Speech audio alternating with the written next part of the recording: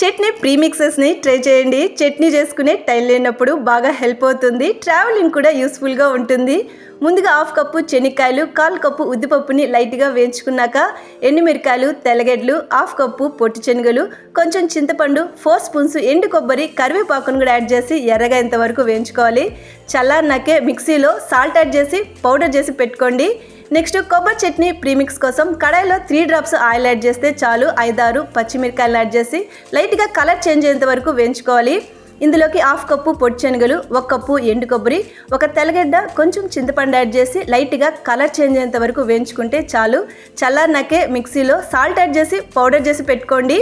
Next కడాయిలో 1/2 spoon oil add చేసుకొని తాళింపు పెట్టుకోండి. ఇంగ యాడ్ చేసుకొని ఈ తాళింపుని చట్నీ ప్రీమిక్సెస్లో బాగా మిక్స్ చేసుకున్నాక ఎయిర్ టైట్ కంటైనర్లో స్టోర్ చేసుకోండి. కావాల్సినప్పుడు కొంచెం నీళ్ళు యాడ్ చేసుకుంటే చట్నీ రెడీ.